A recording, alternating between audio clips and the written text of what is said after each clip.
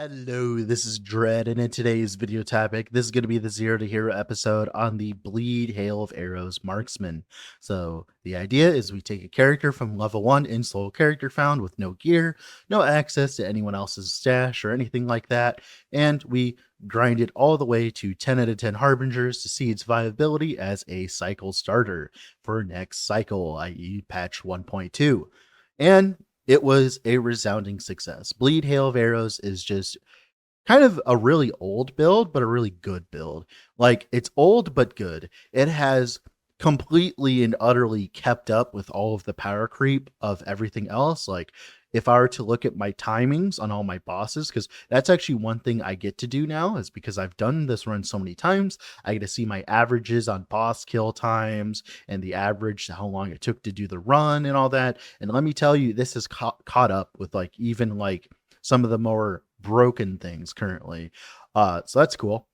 But yeah. So the idea around this build is we are a combo wombo build. If you don't know, combo rogue is an archetype in last epoch. The idea is we use shift and the massive buff nodes for shift, specifically jagged cuts, which gives us 75% bleed penetration and 75% bleed duration for the next ability we use after shift.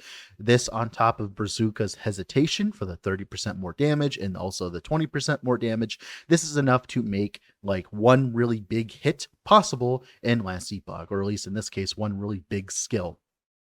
We utilize this with Hail of Arrows. Hail of Arrows has a unique quiver called the Sanguine Horde, which allows you to apply your bleed chance to your Hail of Arrows per second, and all of these bleeds that we utilize with, of course, jagged cuts from shift all work with this. So our bleeds have insane duration, insane pen, and each individual bleed is doing significantly more damage because of nodes like inside Dark Quiver that gives us like 100% more damage pretty much based on, the amount of shadows that we consume to shoot out our Hail of Arrows. And all of that is great.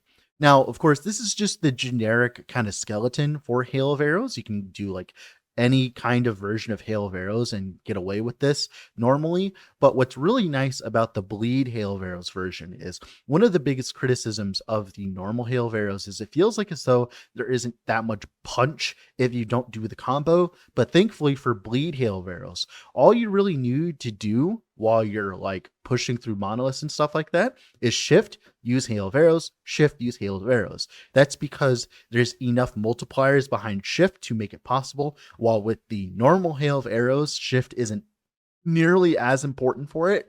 Like, essentially having jagged cuts makes it so that while you are clearing in the Monolith of Fate, all you have to do is just keep your puncture up, which you're going to do anyways because Hail of Arrows mana cost is absurdly like big, right, for this. And then all we have to do is shift, use Hail of Arrows, clears great. So that's cool. Overall, I really enjoyed this run. It was a very quick run. I think it was a total of 9 hours this time to get to 10 out of 10 Harbingers. It could have gone a little bit faster, but I had to dilly-dally. Speaking of that, by the way, speaking about dilly-dallying, the quiver. So one of my biggest problems with this build for running a Zero to Hero run, which I was kind of like questioning in the beginning, was, can this build function without the quiver? I have figured it out. Yes, I got all the way to the second Harbinger without using the quiver because I didn't drop it until then. What I was going to do was I was going to get the quiver from like a Rune of Ascendance, because a very common item, by the way, like very common item from Runes of Ascendance. So I was going to do that, get it, and then not use it and see how long I could play the build without it. But then, fate smiled upon me and decided to just be like, nah, fam, I got you. And decided to not give me the quiver until the second Harbinger, which, by the way, is a very long time. That means I got all the way to level 80 without the quiver. And the reason for this is it turns out Fizz Dot plus Hybrid Bleed is enough to get you all the way to the first few Harbingers in last epoch. So I thought I was going to have to play Bleed, Umbral Blades plus Puncture all the way through the leveling until I got the quiver, but it turns out there's nodes inside Hail of Arrows that just applies 2 bleeds per second. This on top of utilizing the node that allows Hail of Arrows to have an initial hit, that plus all your bleed chance with, of course, Puncture and Jagged Cuts and the dark quiver and all of that combined means that even without the quiver, if you just run like a longbow with fizz dot on it and stuff like that, you're good to go. You don't need the quiver to start, like, at all. Like, you can respectably farm up the quiver by just playing the build. You don't have to actually have the quiver to get started. Your damage is comparable to a normal build at that point, which was insane to me. It was like such a, like, I don't know. I just never assumed that it would work that way, because, like, I always kind of assumed that this build would be shit without the quiver, but turns out no, it's great. It's just fine. There's just enough multipliers to even make just like 2 bleed stacks per second enough. And of course, eventually you swap into the quiver and you're good to go after that. Essentially, the moment I got the quiver, the run was already over. I had a few problems with survivability in the end, but mainly that's just because I swapped to a Blood of the Exile pair of boots, which notably does not have that much HP on it. But, like, other than that, the run was great. Also, if you haven't already, I would heavily suggest leaving a like on the video and subscribing to the channel, as that is the best way of currently supporting me if you want to see more content like this on YouTube. Also, as well, this stuff just genuinely takes a long time. This kind of content just takes a long time to make in general, because I'm trying to make it really quality for you guys. I'm trying to, make the leveling so you guys don't have to worry about the leveling. I'm trying to provide a loot filter. I'm trying to make it just generically just a good watch overall. It takes a lot of effort, so I appreciate any help I can get in that regard. Also, as well, I stream on Twitch, so if you want to see portions of the Zero to Hero runs live, you can go there and watch me there. Now, let's start the video, shall we? Ah, yes, Baby Queen 17 combo wombo. Let's go. This is going to be the 17th Harbinger run. Now, for leveling, we are just going to be utilizing Bleed Puncture and Umbra Blades. Because of this, I am going to skip large portions of the leveling process, but that is just simply because the moment that you get Puncture, you just play with Puncture until you get Umbra Blades, and then you play with Puncture and Umbra Blades all the way until you get access to Hail of Arrows. And then you play with Hail of Arrows, like I'll show you later, and then you're good to go, right? Cool. Like, it's that simple. Now, of course, like, there's a little bit more caveats and stuff all the way through, but it's just generically very, very, like, just like a safe leveling build in general. Like, the idea is we use Puncture to build up Bloodthirst decks, which give us global bleed chance. Then we utilize Shift with Jagged Cuts and the more damage inside Shift to make the next attack that we do apply bleeds of a much higher, magnitude. And then we cast Umbral Blades, which is the spinny one, and that just sits on the ground dealing damage for a duration. Later on, we swap this out for Hail of Arrows, which is pretty much the same concept, except you do it in a bigger AoE. Now, of course, Umbral Blades itself is a respectable build, but eventually you do want to swap into Hail of Arrows, as there's a lot of benefits for doing so later on in terms of AoE clear and stuff like that. So simply, you're playing the same build all the way through. It's just like you just do different flavors of build, quote unquote, right? Act 1 boss down, just utilizing Puncture. Just try to get a bow with attack speed and like ailment chance global with it, right? And any amount of dot damage percent. Pretty much you're looking for 2 things in the early game for any marksman or any any rogue in general, is movement speed and damage. That's all you really care about early on. So this is where we start utilizing spinny Umbral Blades. Essentially, like I said, it snapshots all of your buffs, and it does a very large amount of damage. Once you get homing Umbral Blades as well, the clear improves significantly. Overall, Umbral Blades is just where it's at for leveling, as it's just very convenient because you place down your Umbral Blades, then you move on. You use your Shift to place down your Umbral Blades, move on. Use your Puncture between packs, and you're good to go. Very simple leveling spec, which is nice. Here's the last boss of the campaign here. We also, as well, eventually will be using Smoke Bomb to generate Dust Shroud stacks, which give us 8% more damage with Umbral Blades per stack. Early on, that is really strong for defenses and for damage, so good to go on that, right? Also, as well, Smoke Bomb gives other benefits, like giving us the Silver Shrouds as well. Yeah, like, nothing really changes with the leveling. I am going to skip swaths of it. That's just mainly because the leveling just doesn't change, like, at all. Like, legitimately, the leveling doesn't change at all, which is good. which is good. I like that. Here is the final boss of Act 3 and pretty much the final boss of the campaign. One cool trick is Umbral Blades does do its damage in AoE and also as well puncture pierces through targets. So you can actually line up both of these guys and also try to kill them at once. As you can see here, I'm going to put down my Dust Shrouds to get a bunch of Dust Shrouds to make my Umbral Blades do a lot more damage. As you can see here, we are killing them both at the same time and all of a sudden they're dead. Look at that. Now here's our first monolith here. Same kind of spiel, nothing too crazy. Just use Umbral Blades. Now, you're going to be leveling like this all the way until you get to Hail of Arrows, and then you are going to be making some changes to the leveling spec that I showed. You can either keep playing Umbral Blades till you feel like you're comfortable swapping to Hail of Arrows, or immediately swap to Hail of Arrows. Like I'll have the planners down below, and that's like about when I swap to Hail of Arrows. But like, of course, you can do whatever you feel like in that regard. If you want to swap into Hail of Arrows early on, just make sure to check the planner and do the broad strokes of the same stuff, right? Here's our A-bomb kill. One thing to note while you're leveling, you should be using every single rune of Ascendance on, of course, your quiver to try to get the Sanguine Horde, because the quicker you get it, the quicker you're going to pop off in terms of damage. But here's our A-bomb here. It's going to be very quick as we are playing Umbral Blades. Umbral Blades is a very strong skill, as you can see. Nothing to see here. Totally not overpowered at all. Completely leave it alone. Nothing's wrong with it right now, sure. Now, after you get your Bleed Quiver, your Runes of Ascendance should be utilized on unique relics.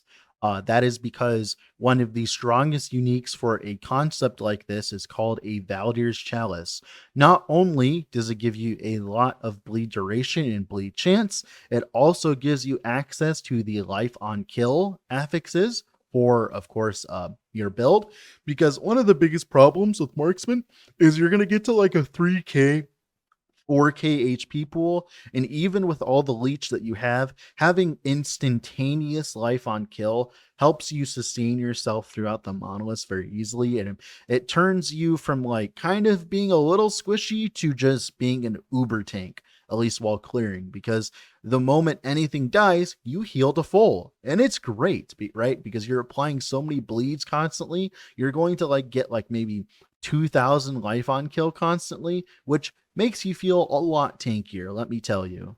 Now, Rye was a little bit more difficult than the other bosses, and that's just because Rye is Rye. You have to actually dodge stuff. I have no void res whatsoever, so he can hit me once and one-tap me, so you have to be very careful in how you approach him.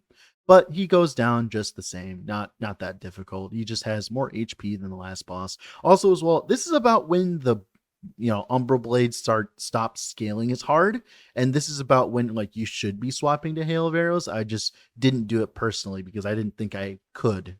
Here's our Lagan kill here. So one thing to note as well with this build is there is actually a node at the top of Marksman that I did not exploit properly until later in the run. It is the node that gives you a bunch of leech, like bow damage leeches health. Normally, that doesn't sound that good, but because of the way that Umbral Blades functions, your fizz dot on your bow is just a decent amount of your damage, enough to the point where you can leech from it pretty easily. And you should be abusing this node on top of utilizing, of course, like the bleed leech from, of course, the quiver. Both of those sources combined is enough to keep you sustained in the end game on bosses, but I didn't use it properly personally early on. So this is where I made the swap to Hail of Arrows. The planner's down below, but the idea here is we use the bleed nodes inside Hail of Arrows to apply bleeds. This, on top of just running a bow with a lot of flat damage, is enough to carry you all the way to the second Harbinger very easily, as of course Fizz Dot is just naturally just a good skill right now for you as a marksman, as you have a lot of support for it. So you're kind of a hybrid build. You're a hybrid bow and hybrid bleed. So you really want to get access to something like a longbow for all that massive flat on it. Also, as well, put some bleed chance on it and get some Fizz Dot on it, and you'll be good to go after that. Of course, make sure to unspecialize out of Umbral Blades and specialize into Dark Quiver as well at this point. I was a little questionable on whether or not Hail of Arrows would be good by now, but yeah, it is good. Now here's our dragon with the full swap. The idea is we swap into Dark Quiver, use the combo, apply a very big hail of arrows. As you can see, even with the 2 bleeds per second on top of course, puncture and the initial hit and all that, we do plenty of damage. We are not running out of damage whatsoever. Like, even with just 2 bleeds per second, the concept of the build is so strong that it doesn't matter. It's very strong. Who would have thought, right? It's great. Now here's our first level 90. This is like the first showcase of what I mean by the playstyle. You just simply shoot puncture, get some stacks, and then shift, and then use hail of arrows, and then you move on and watch things die. One thing to note that improved my clear significantly later is to go for the initial hit node inside hail of arrows a little bit earlier, because the idea here is even with the stacks of bleed on puncture, applying 10 bleeds with the massive multipliers that we have for hail of arrows on top of jagged cuts inside shift is enough to kill most trash. So try to get the initial hit. I did not get that node, but you definitely should be going for this node. Definitely should be going for this node. Here's our Spirits of Fire. Same thing here. Literally just simply, like I said, kind of corral them together and then put one big massive hail of arrows on them. As you can see, we do plenty of damage even just with the 2 bleeds per second. Who would have thought, right? The fizz dot on top of the bleed percentage is just enough to make everything work, which is cool, dude. I didn't know that this would be even possible, but yeah, it's sure as hell possible. Sure as hell possible. Absolutely beautiful. Here's our Herot kill. Of course, we bugged this Herot as well. He was like infinitely tanky for a little bit while also doing moves. So you kind of just move around and wait for him to stop being immune, which is funny. But like, he goes down just like everything else does. Really not that difficult. Well, once he's actually damageable, of course. Here's our first Harbinger. One thing I will say is the Lady Harbingers, they're significantly more difficult than the Fat Harbingers for this build. That's because they constantly move out of your Hail of Arrows AoE. Some Harbingers are just absurdly difficult for this build. Not difficult in the terms of like stats, but in terms of gameplay, because you have to play your cards right and put down your big fat hail of arrows when you assume the Harbinger is going to stand like still the most, right? Of course, the age-old tradition of using a temporal sanctum key to skip the campaign to get to Act 9 to be able to get access to, of course, COF. Now, remember, this gameplay is still without Sanguine Horde, so this is just simply Hail of Arrows doing its work, right? As you can see, we have the initial hit, and it has improved our clear significantly, so make sure to grab that node earlier than I did. As you can see, stacking plenty of bleeds, even with just 30 bleed stacks is just plenty of damage for this build. What's like plenty of damage? Like, I'm just surprised that you can even get away without running Sanguine Horde for a while, because I was pretty sure that this build was shit without Sanguine Horde. But of course, I've been playing the game for 4 years and even I'm wrong sometimes, dude. Like, to be fair, I'm not also like the most Marksmanology person ever, right? Like, I don't play Marksman that often, but definitely like something that missed my radar. I didn't think that it would just be fine. Now here's the second Harbinger. One thing that's really nice with this build is because of the way that the Harbingers work and they're like sitting there for a bit and damageable, you can actually set up a Hail of Arrows combo while you wait. Now, of course, this Harbinger is actually easier than the other female Harbingers for this build, specifically because she actually stands still for a decent portion of time while she's channeling up her beam. So we have plenty of time to do damage to her. Now, remember, this is without the quiver. We are still without the quiver. We are not utilizing the quiver still. So this is quiverless gameplay. As you can see, we're doing completely fine. The leech keeps us alive from, of course, our bleeding heart that we managed to drop. But of course, if you went for the bow damage leech, it would work just as fine. You wouldn't need a bleeding heart. I just fucked up personally. But yeah, as you can see, Harbinger of Chaos down. Hardest Harbinger down. Now here's our first Oribus. Like I said, we still don't have the Sanguine Quiver, so this is without Sanguine Quiver. We do plenty of damage at this point, which is cool because it allows you to farm up for said Quiver. I would suggest at this point, at the second Harbinger, I would just farm Follow the outcast if you need to go for a quiver if you don't have it by now, because you really need the quiver to progress after this, in my opinion. Now, here I'm trying to fish for, of course, quiver prophecies. I don't end up with the quiver from the prophecies themselves, but you just want to maximize the amount of times you search for something just to be able to get access to, like, for instance, the end all be all of this build, the quiver. The quiver is the most important part of this build. Everything else is secondary. The bleed gloves are secondary. The bleed boots are secondary. Pretty much you just want access to the quiver, and then everything else becomes simple. And of course, finally, a Rune of Ascendance gives me access to Sanguine Horde. Now we can start demolishing the endgame. Just to give you an idea of how much DPS that we're currently doing on the dummy here, so you have a good idea of where you're at. Already doing like 40k ticks with just Hail of Arrows itself, while also doing 700k bleed ticks. 700k ticks is already enough to finish the entire 10 out of 10 Harbinger grind. So at that point, you're good to go. Now here's some gameplay with the quiver.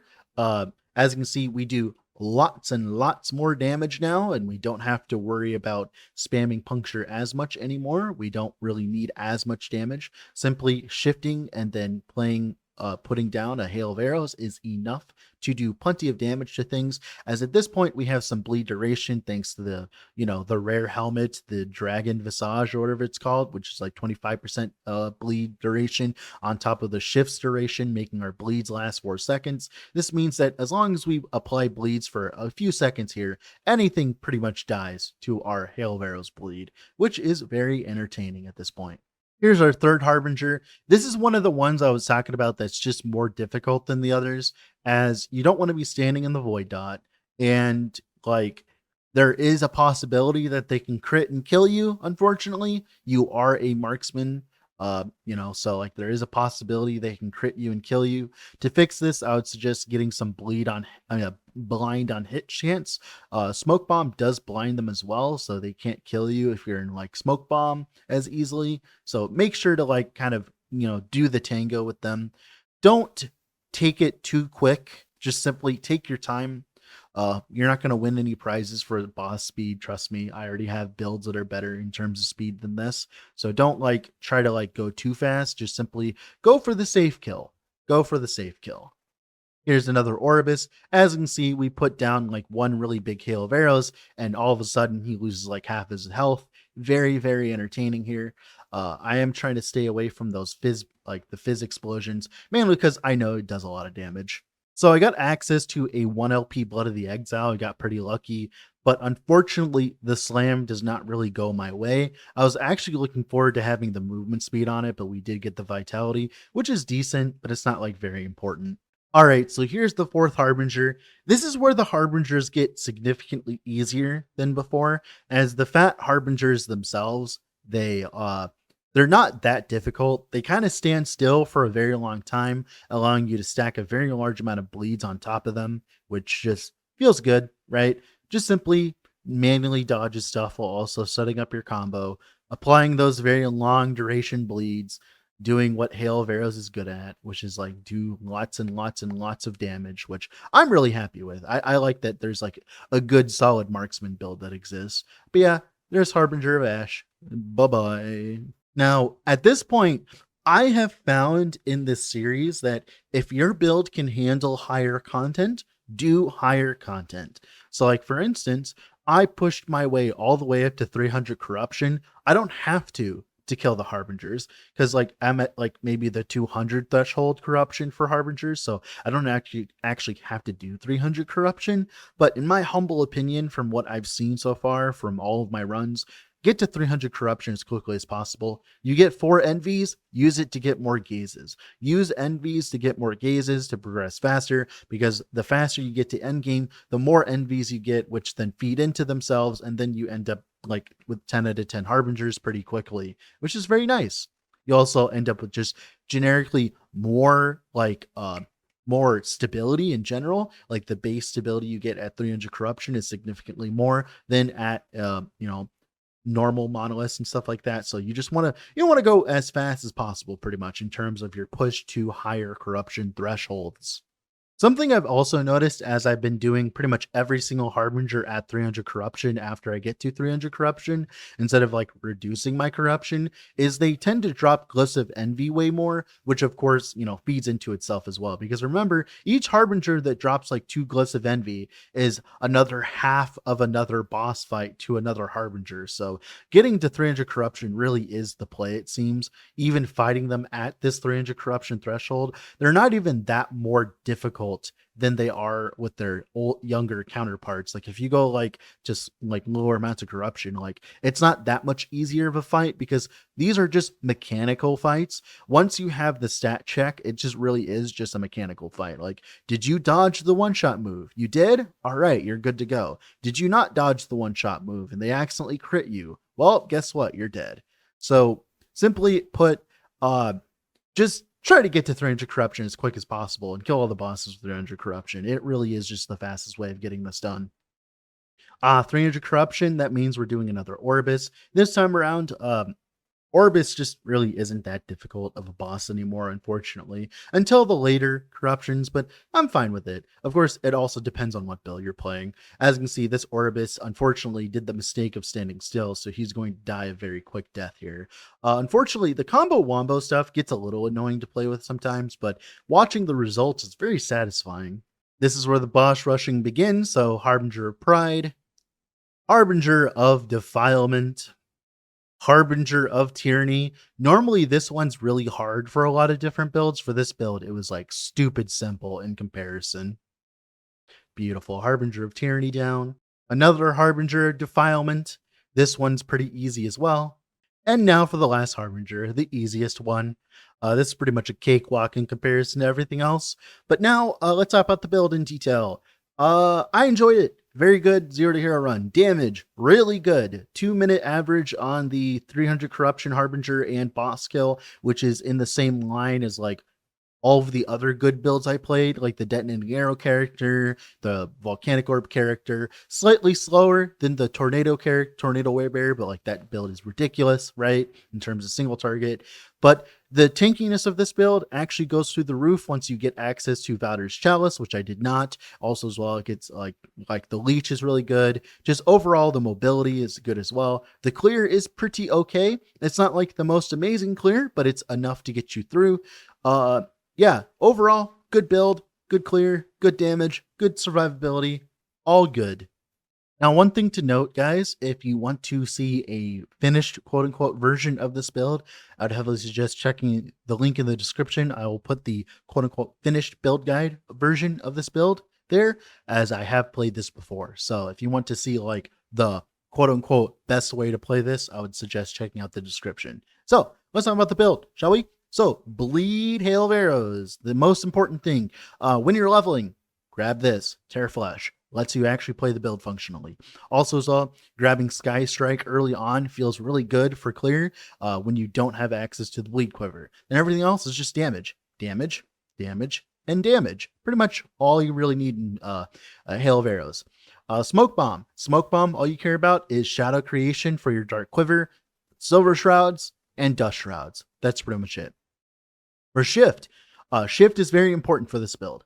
It is like the most important part as you get access to Jagged Cuts. Jagged Cuts is a lot of bleed duration and a lot of pen. This will apply to the whole duration of Hail of Arrows, which is really strong. Also as well, 20% more damage here, and then another 30% more damage here. Lots and lots and lots of damage, as you can see. Then of course as well, Dark Quiver. Dark Quiver, most important thing, 120% increased damage, 48% more damage, then also as well like 125% more damage. Very important to get as many to get this, as this gives you that punch in the end game that you're looking for. Then Puncture is just for utility. We get a lot of damage from Bloodthirst and Hunger when we have Sanguine Horde out. We also get the 10% increased damage taken from Infectious Toxins. We also get the more mana on hit. This on top of the mana on the tree is enough to sustain your gigantic mana cost Hail of Arrows. And we also grab Rapid Strikes for just the nice attack speed. And that's pretty much it for Puncture. And that's pretty much it for the skills. Let's talk about passives that are important. So this one is a little bit more important this time around, so pay attention. Essentially, This node is insanely important. This is just 80% more damage. We don't care that it consumes 40 more mana. We care that we put down a really big fat hail of arrows. So coated blades, insanely important for combo rogue. If it wasn't for this, we wouldn't actually be doing that much damage. Just grab some extra HP here. Eventually you'll grab the dexterity here and the HP here as well, but like this later. Then for marksman here, the biggest thing, grabbing this leech. I know it doesn't seem like much, but since we're running a longbow instead of like a shitty bow, we actually have a decent amount of flat, which the hail of arrows does a decent amount of damage over time. So this leech is actually integral early on, in my opinion. Also as well, grabbing this node, this makes it so the bow mana cost of the bow, the skill that we use, is given as more damage. So 75% more damage for just hail of arrows existing. Very good for us. Mana warp, making our hail of arrows cost more mana, and it also makes it so that our puncture, gives us more mana back. We actually want to go out of our way to make our hail of arrows cost a lot of mana through stuff like Sky Strike and stuff like that. Unfortunately, we do have to pass through Quick Draw, and we do have to equip a Sanguine Horde, which reduces hail of arrows mana cost. But to be honest, it's a nice balance. 75 mana isn't that bad, so just keeping it there is fine. Then of course, more hail of arrows area as well. And eventually, when you get access to the bleed pen gloves, the what are they called? Salt the wound. Once you get salt the wound, you can put crit multi here, crit multi here, crit multi here, and like everywhere, right? And then you can also grab the crit multi at the top of the tree. Like I said, if you want a finished version of this build, heavily suggest checking out the video on my channel, which will be in the description for the finished version of this build. Also as well, let's talk about gearing. So helmet, this base is just insanely strong. Just having this base is good. It gives you a lot of percent damage and bleed duration. Very good. Mandatory uniques. The quiver, you want to go for this as quickly as possible. Do whatever it takes. As many runes of ascendance, whatever you need to do, get this quiver. And of course, you can get a better rolled one as a low LP value, so you can get LP on it very easily. Essentially, get this quiver. Everything else, not needed. If you want to know what other uniques you want for the build, heavily suggest checking out the full build guide down below. So then we want as much HP as possible, and dot as well in resistances. Same thing here, bleed chance, 8 damage on the longbow. You want a longbow base so that you actually leech back to Thief's Quiver, which is great. Chest here, HP, damage while wielding a bow, dexterity. Technically, instead of that, dexterity could be like a bleed chance, but whatever. Ring here, damage over time eventually, HP, endurance. We are running HP, so having endurance percent is good for us. This is also important for when we eventually grab Outlander's Tenacity, which is another lots and lots of endurance thresholds. So capping your endurance is important for feeling tinky in the end game. Here, HP, eventually fizz percentage damage and mana regen. Ring here, fizz dot, eventually damage over time, HP, resistance. Gloves here, eventually these are going to be Salt the Wound, but right now they're just HP gloves. Eventually you want damage over time on them as well. Boots here, Blood of the Exile, pretty good. Anything with movement speed before that, or HP as well. That bleed duration roll is pretty good for you. Lots and lots of damage. This is your best in slot boots for the end game. Relic here, eventually this is supposed to be a Valkyrie's Chalice, but right now I'm just using a Copper Chalice with just HP resistance. Eventually you want damage over time and crit multi on it, but like whatever.